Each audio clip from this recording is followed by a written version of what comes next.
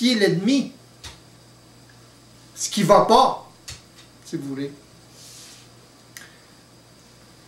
C'est ça le problème. Regardez comment c'est subtil. S'il identifie la programmation comme étant l'ennemi, c'est pas ça. C'est pas la programmation l'ennemi. L'ennemi, c'est l'ignorance de l'ego. On ne peut pas fonctionner sans programmation. Le problème, c'est pas la programmation. Seulement, c'est l'ignorance de l'ego qui ne peut pas discerner, qui ne peut pas, qui active constamment cette programmation évolutive-là. C'est ça le problème. Par ignorance. Alors, il est là, le centre, le nœud du problème, il est là. Donc, il a besoin de prendre conscience comment il active ça. Quand il prend conscience comment il active ça, puis là, il vit l'expérience, etc. Puis là, il se crée une autre programmation, une autre façon de voir. Donc, une autre programmation.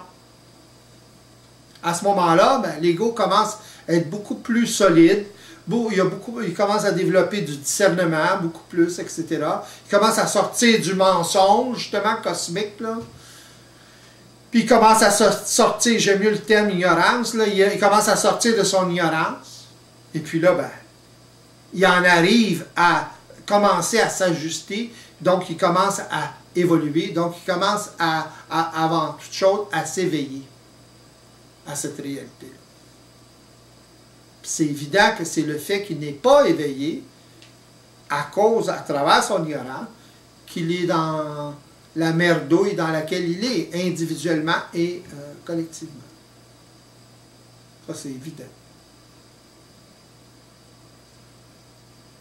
Alors, c'est la responsabilité de chaque individu. Question? À quoi correspond la Trinité? À quoi correspond la Trinité? Qu'est-ce réellement l'esprit? Ouais, ok. Tu as répondu en partie. Ouais, mais l'affaire de la Trinité, j'en ai déjà parlé de ça.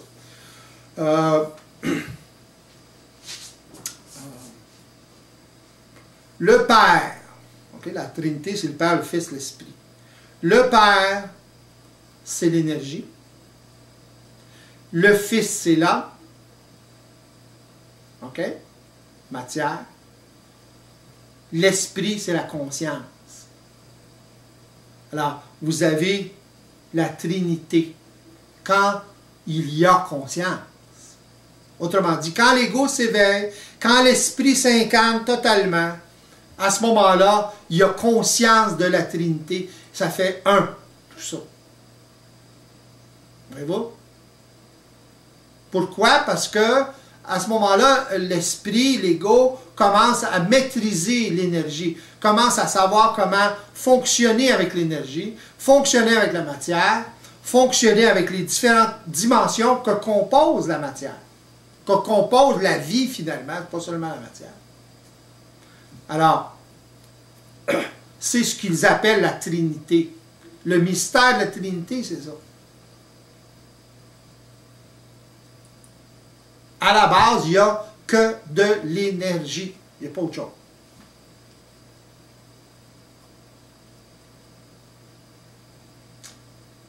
Puis là, si vous voulez, comment je dis ça? La mère, si vous voulez, de la matière, c'est cette cinquième dimension-là. Voyez-vous? Mais on ne peut pas tout à fait dire ça parce que sans la matière, cette dimension-là, comment je dis ça, elle ne peut pas s'actionner, elle ne peut pas fonctionner. C'est un tout. La matière est importante. Les différentes dimensions de l'espace sont très importantes. Voyez-vous? Alors, toutes les dimensions sont importantes, c'est comme si ça faisait un. Un ne peut pas fonctionner sans l'autre. L'action dans l'espace et le temps créent des réactions dans cette cinquième dimension-là. les réactions deviennent des programmes qui créent justement, qui facilitent le passage de l'énergie dans la matière.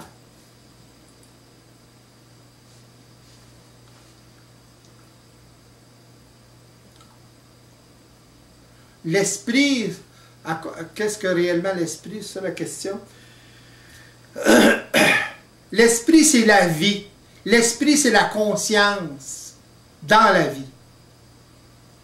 Quand l'ego commence à voir à travers le mystère, justement, ce que vous appelez la Trinité, etc., à ce moment-là, il commence à, comme je disais tout à l'heure, il commence à gérer son énergie.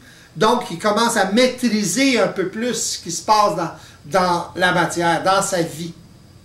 Voyez-vous? Alors, l'esprit, c'est quoi? C'est la présence. C'est la présence de la vie, de la conscience. C'est tout ce que c'est.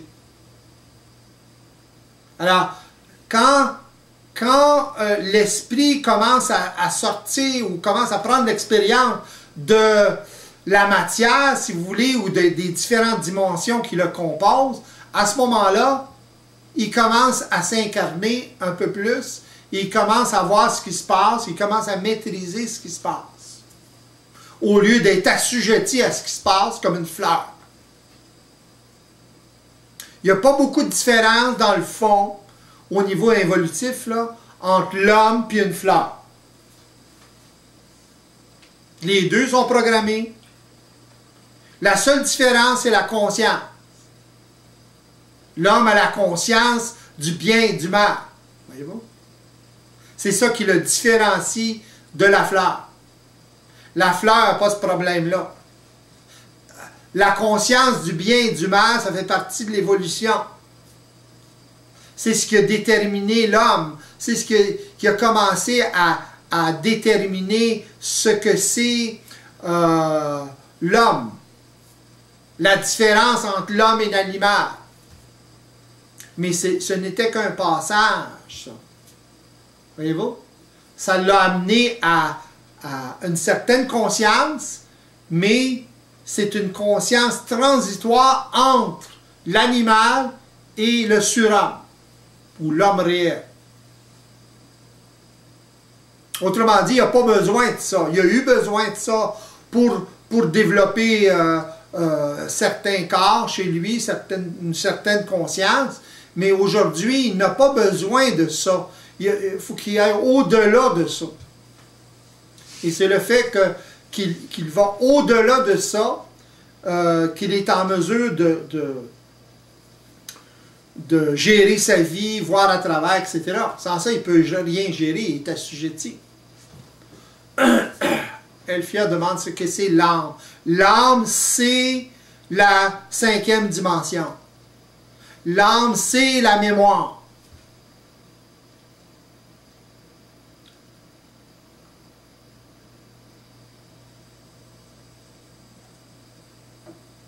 Oui, le cerveau de l'homme, c'est un fil récepteur de cette 5e dimension, dans le sens que quand il en a conscience, même s'il n'en a pas conscience, cette 5e dimension-là existe. Il y a certains qui l'appellent l'âme. Ça a toujours été connu. Ça a toujours été intuité, si vous voulez. Voyez-vous? Mais l'homme, l'être humain, là, a toujours appelé ça l'âme. Mais là, l'âme, qu'est-ce que c'est? Voyez-vous? La définition religieuse de l'âme, la définition philosophique de l'âme, etc., les différentes définitions. Alors, à ce moment-là, ben, l'ego est voilé de la réalité.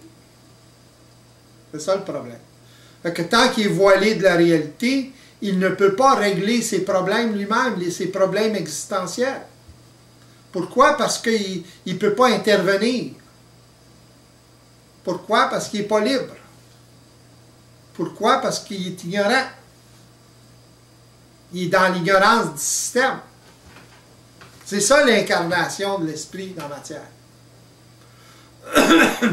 Quand l'esprit prend conscience du système, à ce moment-là, il s'intègre plus dans la matière.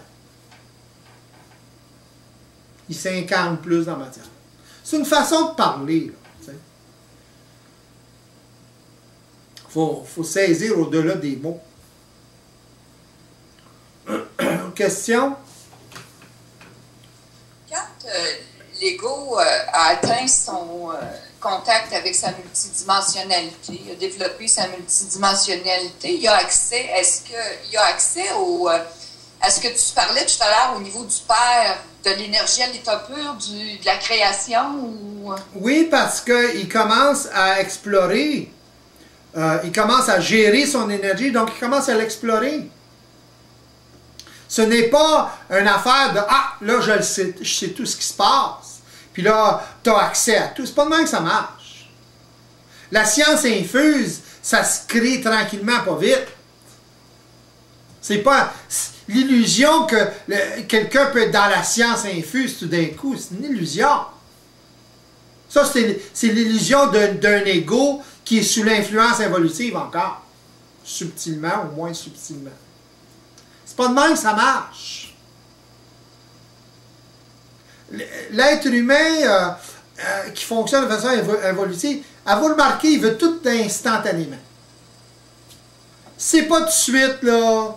Parlez-y pas du long terme, là, il n'est pas intéressé. À vous remarquer ça? Oui.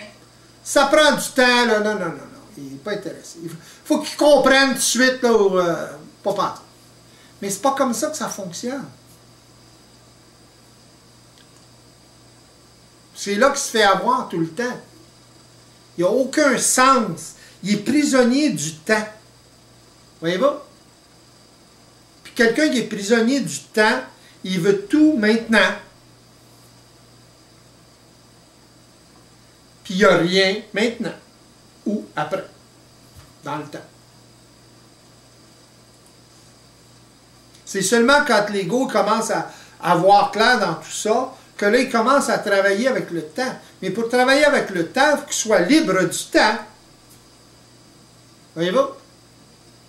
Pour être libre du temps, il faut qu'il sorte de son ignorance. Quand il commence à sortir de son ignorance, là, il commence à être libre du temps, donc il commence à travailler avec le temps. Il est plus intéressé seulement à avoir dans l'instantané. Il sait que ça ne marche pas comme ça. Pourquoi? Parce qu'il sait... Il connaît le mécanisme